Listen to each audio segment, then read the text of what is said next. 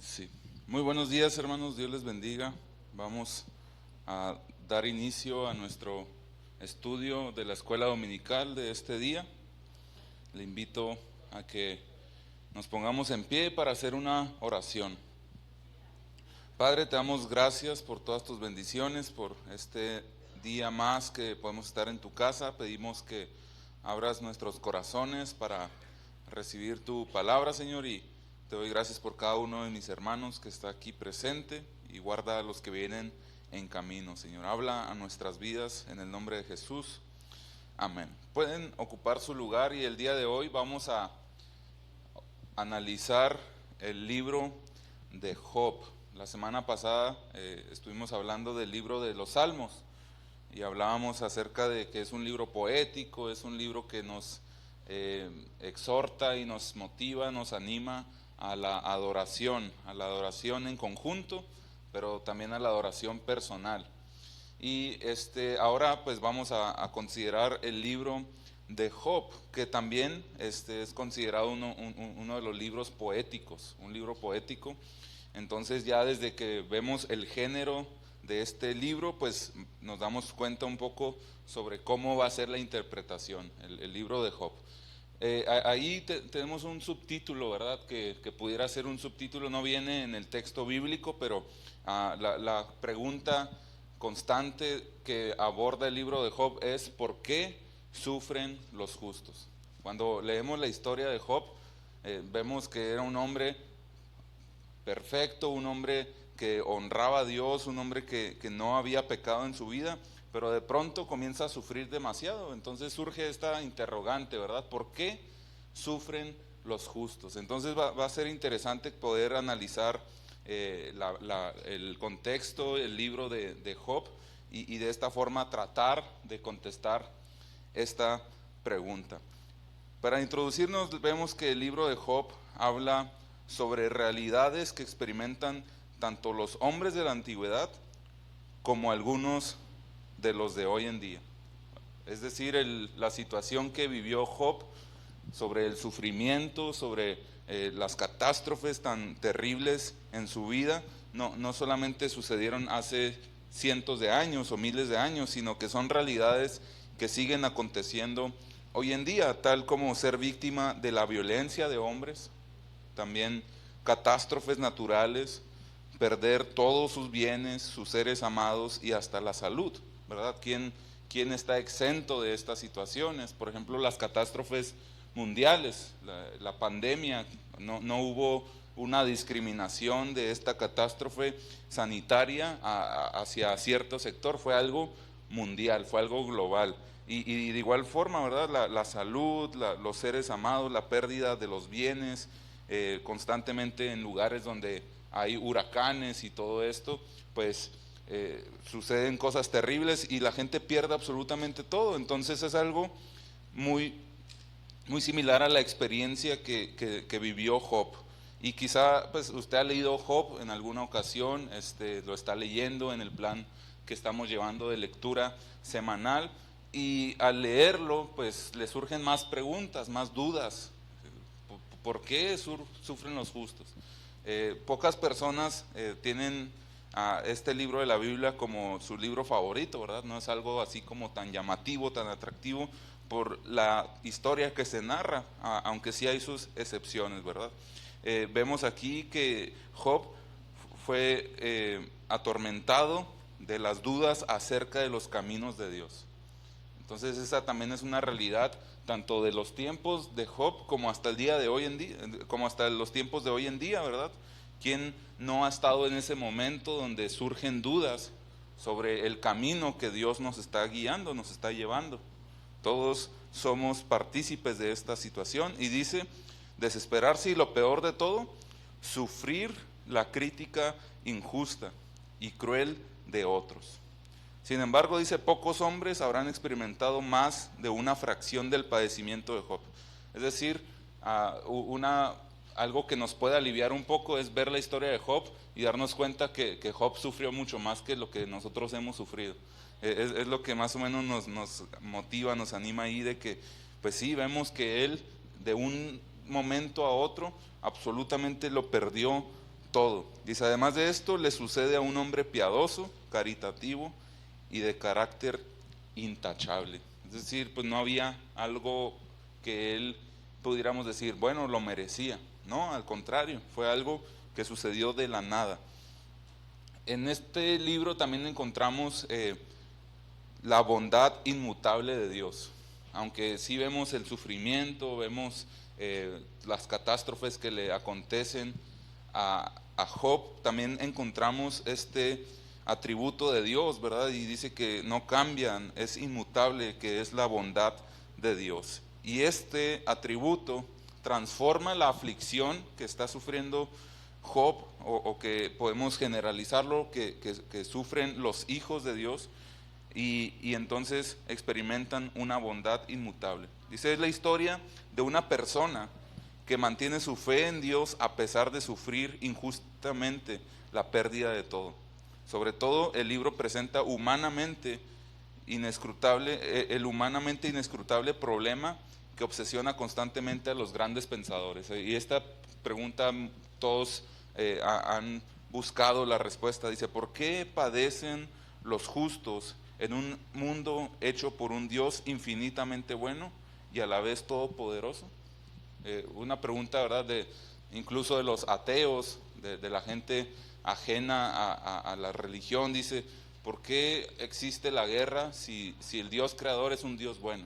Entonces, en el libro de Job podemos encontrar alguna de las respuestas para este cuestionamiento.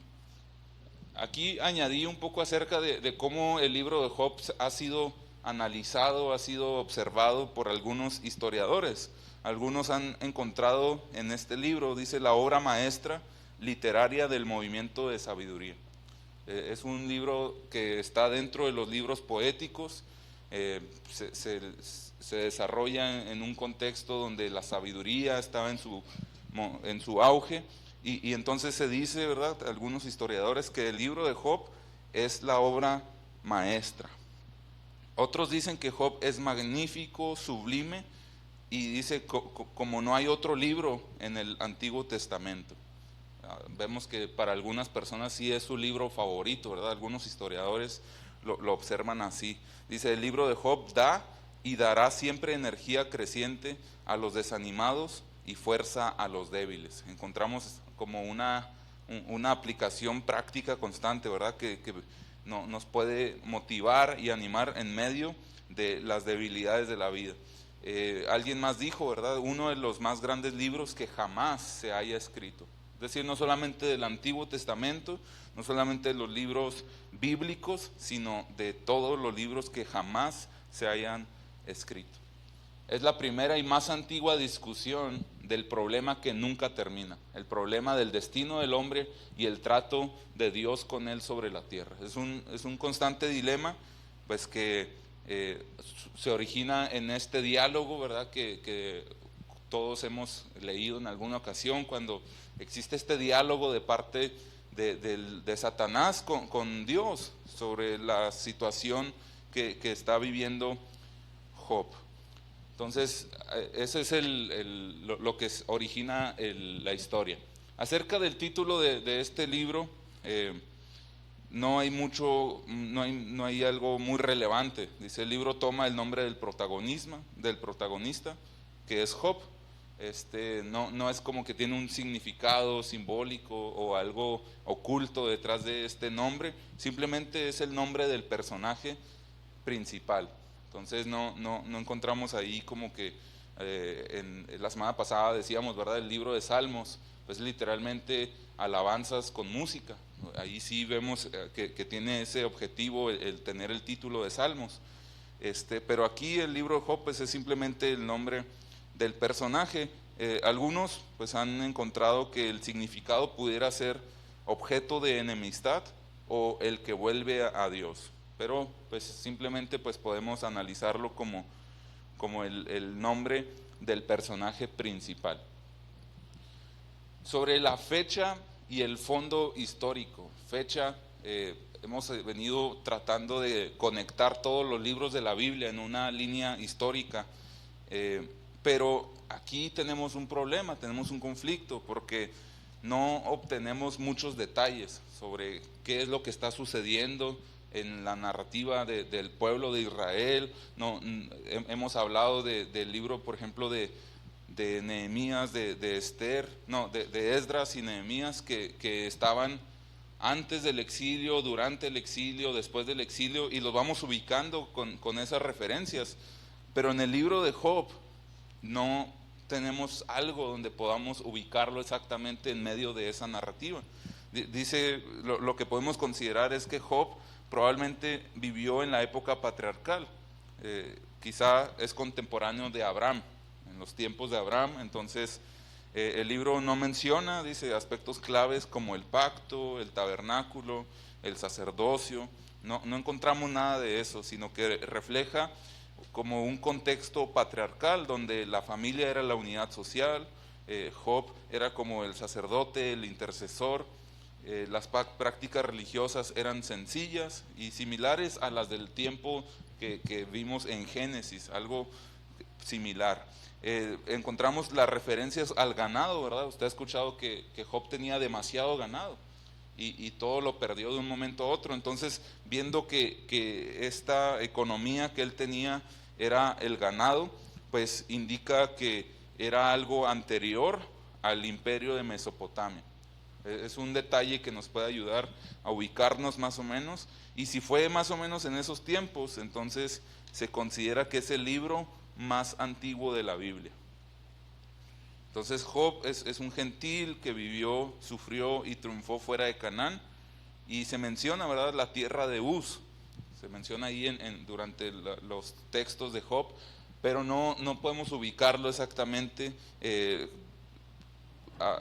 cuál es la ubicación que sugiere. Posiblemente es al sureste de Palestina, cerca de Edom, pero pues no tenemos así literalmente, ¿verdad? No es como otros pasajes, otros libros que sabemos y los ubicamos. Decíamos, el Éxodo pues es la narrativa del pueblo de Dios durante el desierto. Aquí pues no encontramos así algo histórico que nos ayude a determinar la fecha, el fondo histórico, y dice, ¿verdad?, que su fecha y contexto histórico pues son secundarios, ya que el libro es un poema universal. El hecho de que es un libro poético nos ayuda a que nuestro enfoque no está tanto en lo histórico que está narrando, sino en el diálogo que se presenta de manera poética. Este comentarista, José Martínez, señala que es una ventaja que no podamos ubicar a Job en una situación exacta de la historia. ¿Por qué dice que es una ventaja? Bueno, dice, lo arcaico del escenario ayuda al autor a no incorporar elementos externos que pudieran distraer la atención del lector.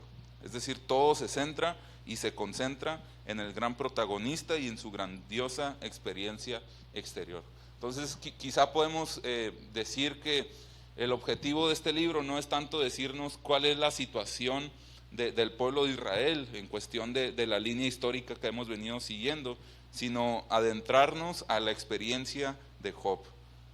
Quizá esa pueda ser una buena interpretación de por qué no encontramos fecha, detalles, algo más histórico.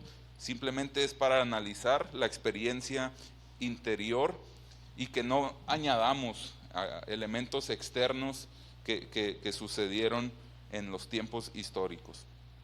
Sobre el autor, la autoría del libro de Job es desconocida. La tradición lo atribuye a Moisés. Entonces, aunque dice esta afirmación carece de evidencia sólida, no tenemos, igual decíamos que el Pentateuco, Génesis, Éxodo, Levítico, Números y Deuteronomio, pues sí sabemos que fue Moisés, pero en el caso de Job no tenemos así ciencia cierta de que él fue el escritor. Se han propuesto que pudo haber sido el mismo Job, el otro personaje que aparece en la historia llamado Eliú, Salomón, Ezequiel o algún sabio preexílico. Entonces, algunos eruditos conservadores creen que fue completado en la época de Salomón, por el mismo hecho de que es algo que contiene sabiduría, algo poético. En los tiempos de Salomón, cuando se escribe el Cantar de los Cantares, Proverbios, todo esto, pues la sabiduría a través de Salomón tenía mucho auge, entonces quizá pueden acomodarlo ahí,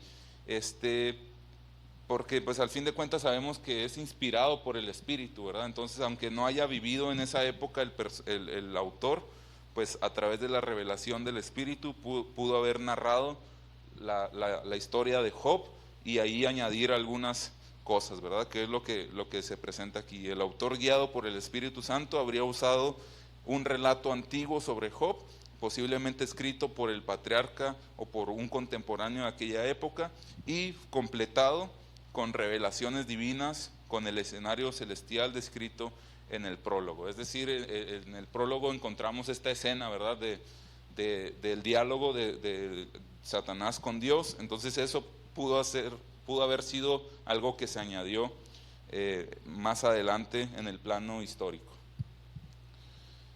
Otro dilema que ha surgido es si el libro de Job es literalmente una historia o una parábola. Es decir, una historia real que sucedió o como una leyenda, un cuento, una parábola, dice. Durante muchos siglos se consideró el libro de Job como histórico, es decir, pues se afirmaba su vericidad, su realidad que había existido, pero en el siglo III después de Cristo hubo un rabino que lo calificó como una parábola. Es decir, pues cambia todo, ¿verdad? Cuando le cambian, si es una historia o una parábola, pues cambia mucho el asunto porque pues lo descalifica como una historia real. Pero pues muchos críticos modernos han seguido esta idea de que es una parábola, destacando que tiene un propósito moral, un propósito religioso, pero dicen, no descartan completamente la base histórica. El mismo autor que decíamos ahorita, José Martínez, señala que el Espíritu Santo pudo haber inspirado una parábola para transmitir el mensaje de Job, algo similar a lo que Cristo hacía con las parábolas. Jesús contaba parábolas y nos da enseñanzas profundas, muy importantes, a través de esta figura literaria, pero ya viéndolo desde un panorama más general y con todos los años que han pasado, pues podemos hablar de que el mayor peso tiene que es algo histórico, una historia que sucedió, que literalmente sucedió la historia que leemos, no es como un cuento, es una realidad. Entonces eso nos puede ayudar y tenemos dos pasajes que nos ayudan. El hecho de que en el libro de Ezequiel se hace referencia a la experiencia de Job, y en el libro de Santiago, en el Nuevo Testamento, también se menciona la experiencia de Job. Entonces no están hablando de algo que fue solamente una parábola, sino un hecho histórico, y es citado tanto en el Antiguo Testamento por Ezequiel como en el Nuevo Testamento por Santiago. Martín Lutero sugirió que Job fue una persona real cuya historia fue narrada poéticamente, una opinión que muchos consideran acertada. Entonces, cuando nos adentramos al texto, sí vamos a encontrar algunas expresiones pues que sí están adornadas poéticamente, pero pues que fue una realidad la experiencia que él tuvo, la experiencia de perderlo todo, de haber sido probado por Dios, pero pues al fin de cuentas narra una realidad que experimentó el autor, bueno, el personaje Job. En cuanto a la estructura que encontraremos en el libro, encontramos que hay tres divisiones principales. La primera de ellas aborda el capítulo 1 y el capítulo 2, y encontramos un prólogo, una introducción general que nos narra cuál es la situación que se está viviendo y que presenta los cimientos sobre los cuales se va a desarrollar el grueso del libro, que el grueso del libro serían 3 ciclos de diálogos poéticos sobre 3 personajes que aparecen y cuestionan a Job una y otra vez, cuestionan muchas de las cosas y tratan de justificar el sufrimiento de Job. Entonces todo esto aborda desde el capítulo 3 hasta el capítulo 42. Entonces es un grueso, ¿verdad? Es demasiado, pero encontramos ahí diálogos. Está uno de los amigos y luego Job le contesta. y luego comienza otro ciclo de diálogo, y de esa forma son 3 ciclos donde primero argumentan los amigos y después Job les contesta. Y al final, después del versículo 9, es decir, el capítulo 42, del verso 10 hasta el 17, encontramos el epílogo, que sería como la conclusión de este libro. Esas son las 3 partes principales que vamos a encontrar. Si se pudiera hacer otra estructura, se pudiera hacer la parte 2, los 3 ciclos, pues dividirlo en otras 3 subtemas, ¿verdad? 3 diálogos con los 3 amigos o 3 personajes de estos diálogos. Entonces dice, se ha cuestionado la autenticidad del poema sobre la sabiduría divina en el capítulo 28. Es un capítulo que también pudiera ponerse como algo dentro de esta estructura, y sin embargo dice, se considera parte integral del libro debido a su relación temática con el sentido de la sabiduría, ¿verdad? En este libro poético. Este poema, dice, posiblemente añadido por el autor, destaca la verdadera sabiduría ante el fracaso del debate entre los personajes. Si usted lee todos los diálogos, se va a dar cuenta que los 3 son muy similares. Los 3 piensan muy racionalmente, piensan que algo hizo Job, por eso le están pasando todas estas cosas. Y entonces encontramos este capítulo, que es el 28, que presenta la verdadera sabiduría y presenta cuál debe ser la verdadera sabiduría, y hace un contraste con lo que están argumentando los amigos. Quizá a nosotros en el español nos resulta un poco confuso, ¿verdad? La semana pasada decían nuestra hermana Claudia y el pastor cómo el libro de Salmos son poemas, y quizá en el español no riman tanto, pero en el idioma original hay acrósticos que comienzan con la misma letra, existen rimas, existen muchas imágenes poéticas muy, muy bellas, muy hermosas, pero pues nosotros tenemos traducciones de eso, ¿verdad? Nosotros lo tenemos en nuestro idioma español y quizá no encontramos toda esa belleza poética, pero para los hebreos pues estas son obras magníficas, y no solamente para los hebreos. Decíamos que en el mundo literario es una obra maestra, es una obra maestra ver no solamente la manera en la que se escribe, sino el contenido. La historia que se presenta es algo que ha sido asombrado desde el mundo religioso, pero también desde el mundo literario. Entonces aquí encontramos este capítulo acerca de la sabiduría, que hace este contraste con todo lo que se ha venido diciendo con estos diálogos. Su ubicación estratégica, dice, marca una transición entre los 3 ciclos de diálogos y los 3 monólogos de Job, el de Eliud y el de Dios, reforzando la unidad estructural del libro. Entonces, quizá la próxima vez que lea el libro de Job puede hacer un poco más de énfasis en estas transiciones, quizá señalarlas para verla ahí cómo cambia, y de esa forma poder asimilar de mejor manera el libro. A continuación vamos a ver la descripción, pudiéramos decir la descripción de los personajes que se presentan en esta narrativa. Vamos a ver el primero pues Satanás, después los 3 amigos, Elifaz, Bildad y Zofar. Después vamos a ver Eliud, que es lo que aporta, y finalmente lo que aporta Job, y también vamos a considerar en el epílogo lo que presenta Dios, lo que presenta Jehová. Entonces vamos a analizarlo. Se me hizo muy interesante cómo en el libro se presenta así el aporte de cada personaje, y decidí pues seleccionar y profundizar un poco más en esto que en el recorrido parte por parte, capítulo por capítulo. Entonces, primero vemos Satanás, dice que juega el papel crucial de poner a Dios bajo juicio. De pronto en la narrativa, ¿verdad? Vemos que Dios le dice, mira, ahí está Job, él te sirve porque él es rico, él tiene muchas posesiones. Entonces, primero llega ahí a poner a Dios bajo juicio. Y dice, o lo que esto significa, ¿verdad? Acerca de la relación entre Dios y sus criaturas humanas. Dice, el gozo recíproco del uno por el otro, según Satanás, es el resultado de lo que la criatura humana obtiene de ello. Es decir, Satanás pone este dilema, ¿verdad? Mira, los que te sirven, los que te adoran, lo hacen porque ellos están bien de salud, porque ellos tienen mucha posesión, ellos son poderosos en la tierra y solamente por eso te adoran a ti.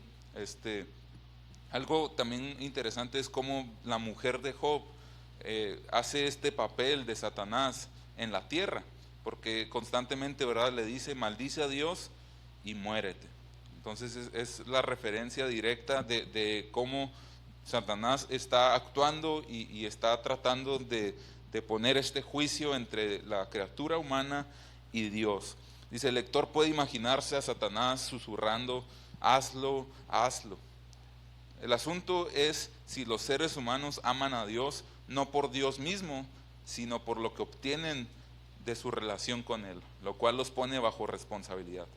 Pero haga lo que haga o diga, dice Job, no maldecirá a Dios, como Dios en su sabiduría bien lo sabe. Entonces, esta primer personaje lo vemos metiendo este dilema y hasta el día de hoy, ¿verdad? En ocasiones sigue surgiendo este dilema entre, bueno, pues hay personas que están en la fe, siguen a Dios porque pues no les ha ido mal, no han tenido procesos y quizá, como Satanás dice, ¿verdad? Si tú le quitaras todo a él, él te va a maldecir. Y bueno, pues ahí comienza un desarrollo de los personajes más profundo, donde pues sí, Dios permite, ¿verdad?, que sucedan muchas cosas para ver si esto puede responderse, pero pues vemos ya ahora en quizá una aplicación práctica, pues ver cómo Satanás sigue tratando de tener de infiltrar estas ideas, estas dudas en nosotros, para ver por qué nosotros adoramos a Dios, si por lo que recibimos de Él o simplemente de por quién es Él. Entonces ahí está como para reflexionar. Los tres amigos, Elifaz, Bildad y Zofar, juegan aquí, pudiéramos analizarlo cada uno, ¿verdad?, en solitario, pero aquí encontramos a los tres por igual el papel de una sabiduría convencional, es decir, como si fueran hombres sabelotodo, que creen que su sabiduría es suficiente para entender los caminos de Dios en el mundo. Dios es todopoderoso y también justo, por tanto el sufrimiento es el resultado del pecado humano, por lo cual no hay tal cosa como un sufrimiento no merecido. Por esto Job debiera reconocer y confesar sus pecados escondidos, decían sus amigos, ¿verdad?, para que sea restaurado. Entonces estos tres personajes se presentan como esta idea de que pues Dios es un Dios justo y algo debiste haber hecho y analízate bien y piénsalo bien, quizá hay algo escondido en tu corazón que pecó contra Dios y tú no lo quieres reconocer, porque pues Dios es Dios justo y pues tienes que pagar por lo que estás haciendo, por eso estás sufriendo. Entonces maneja esta idea, ¿verdad?, solamente de que pues hay algo racional que sucedió y tienes que confesarlo, tienes que pedir perdón por eso. Y es la forma en la que se presentan estos tres personajes y pues también pudiéramos analizar, ¿verdad?, de cómo en el presente pues existen este tipo de voces que quizá en ocasiones nos cuestionan sobre pues lo que está sucediendo en nuestra vida. Entonces también pues podemos reflexionar en ello un poco. Después encontramos a Eliud. Después de estos tres ciclos con cada uno de sus amigos, vemos aquí que Eliud juega un papel que dice ahí el papel del que está muy confiado en la juventud. Dice que piensa que los jóvenes realmente son más sabios que los mayores. Y al mismo tiempo, irónicamente, él sí tiene de hecho un punto adicional que los otros no tienen. Más allá del castigo de Job, obviamente merecido, dice, hay un valor disciplinario en tal castigo y Job debiera estar dispuesto a aceptarlo.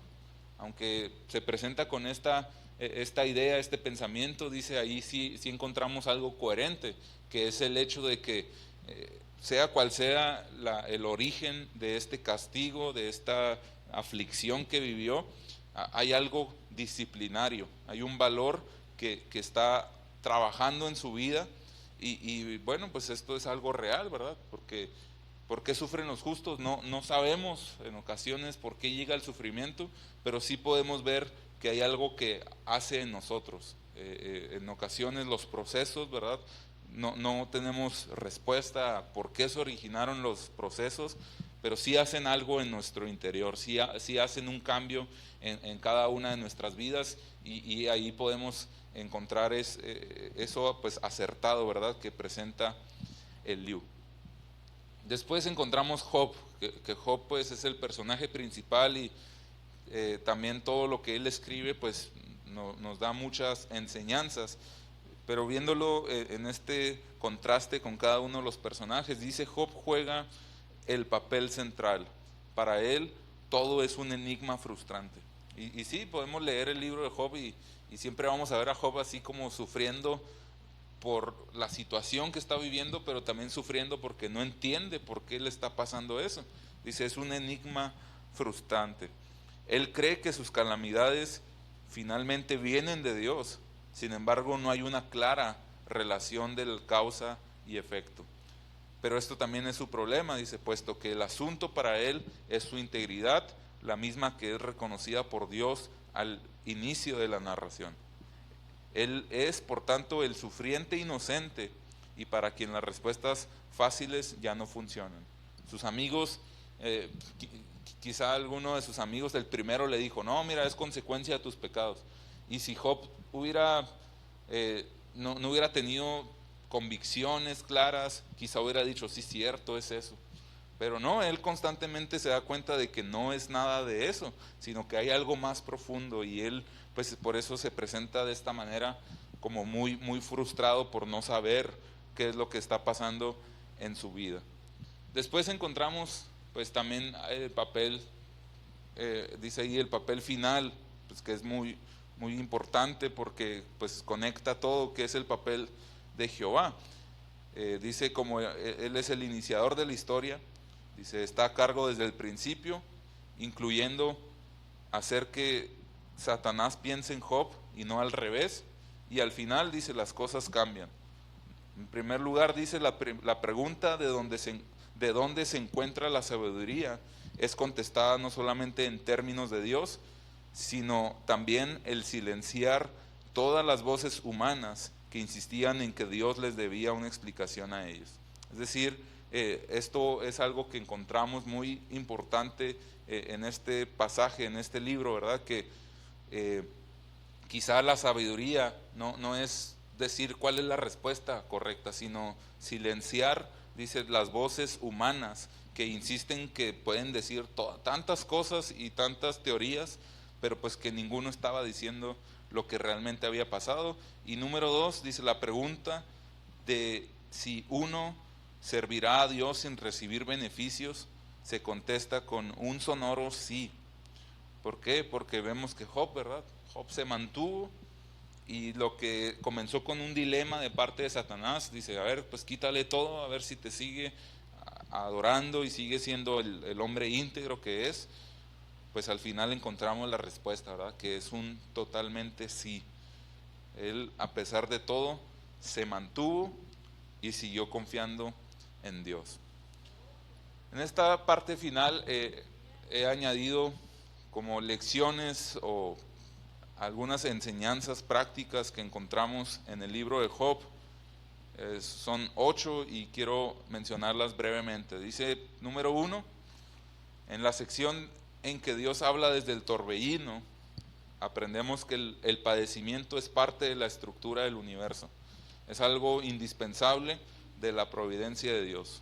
Los misterios de la vida no se resuelven abajo en la razón, sino arriba en el plan divino. Por lo tanto, debemos sujetarnos a los designios de nuestro Hacedor sin que podamos pedir razones de ello, puesto que la razón de la aflicción a menudo es misterio y no todo el padecimiento es castigo por el pecado, no debemos aventurar juicios temerarios sobre la culpabilidad del que sufre. Es decir, el sufrimiento es parte de la voluntad de Dios, por así decirlo. No nos compete a nosotros buscar una razón o señalar cualquier sufrimiento como consecuencia del pecado. No, aquí en el libro de Job y en la historia de Job encontramos que no es así, ¿verdad?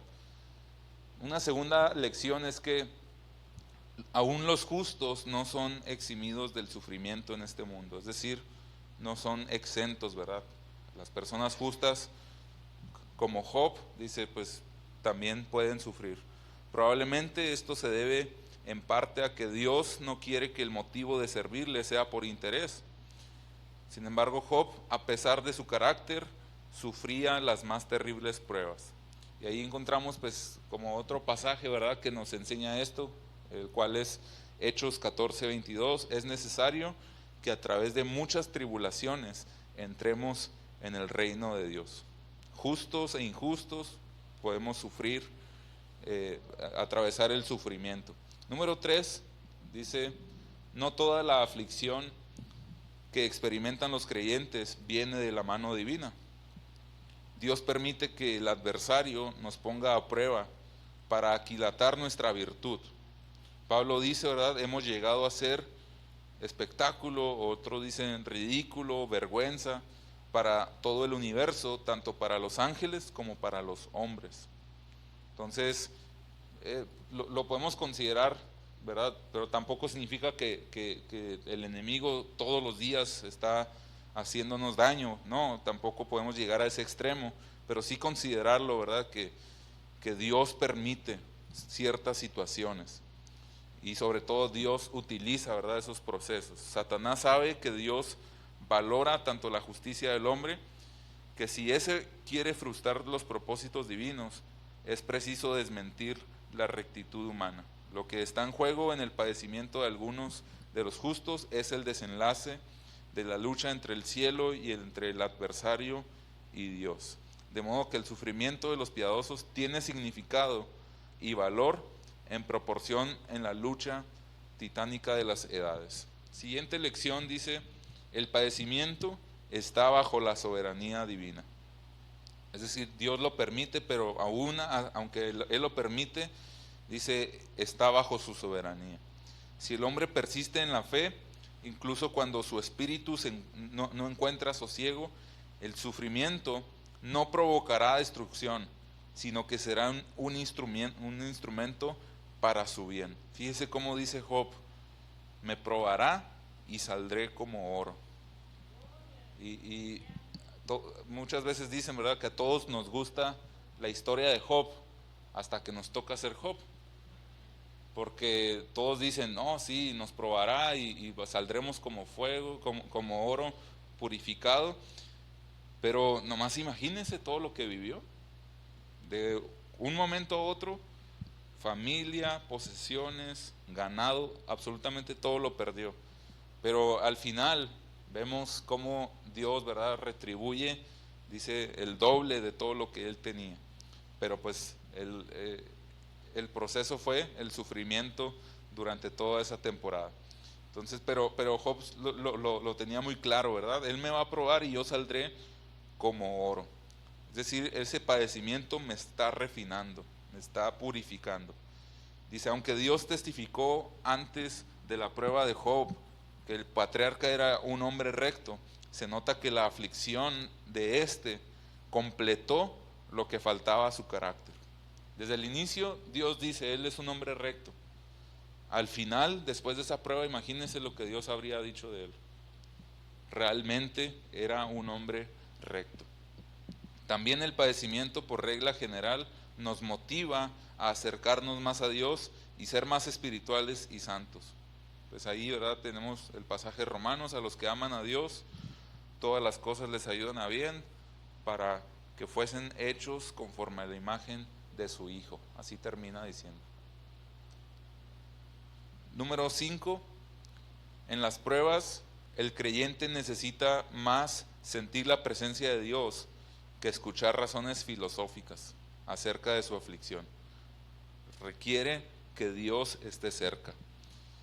Y esa fue la experiencia de Job, ¿verdad? Él dice, de oídas te había oído, mas ahora mis ojos te ven.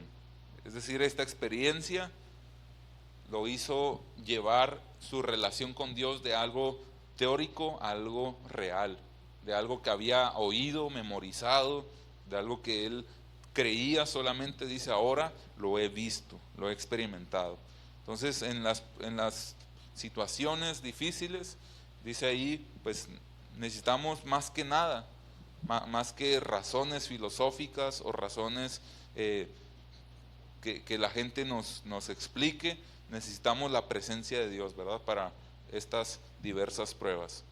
Número 6, Dios es digno de nuestra confianza absoluta, nuestro amor total, de nuestro culto y de nuestra alabanza, a una parte de todos sus beneficios. Él merece nuestra admiración por su sabiduría infinita, su perfección y su poder. Es un privilegio incomparable conocerle y contemplar las maravillas de su universo. El que tiene al Señor en su corazón tiene todo lo que necesita y mucho más. Aquí podemos ver esto, ¿verdad?, en la vida de Job. Últimas dos, número 7 dice, hay una respuesta al problema del padecimiento inmerecido de los justos en la insuperable sabiduría de nuestro Dios. La visión que Job tenía de la sabiduría y de la grandeza quitó todas sus dudas referente a la justicia de Dios. Este autor teólogo dice, sus caminos a menudo están más allá de nuestro entendimiento, precisamente porque vemos los asuntos de la vida desde una perspectiva limitada a este mundo. Pero Dios ve desde la cámara de su trono en el cielo y ve las cosas desde el punto de vista desde la eternidad. Su mente es movida por consideraciones demasiado vastas para nuestra comprensión finita. Lo que nos toca a nosotros hacer es confiar simplemente en Él, aunque aún cuando no podemos entender lo que Él hace, ¿verdad? Pues no entendemos sus caminos, pero Él los hace y debemos aprender cada una de estas situaciones. Y finalmente, pues el libro de Job nos enseña que la fe que agrada a Dios es la que se mantiene firme, aun cuando nos parece que Dios permanece indiferente ante nuestras aflicciones, o cuando no podemos entender por qué Él no contesta nuestras súplicas desesperadas. Digamos como Job, ¿verdad? Aunque Él me matare, en Él esperaré. Esto lo dijo Job, ¿verdad?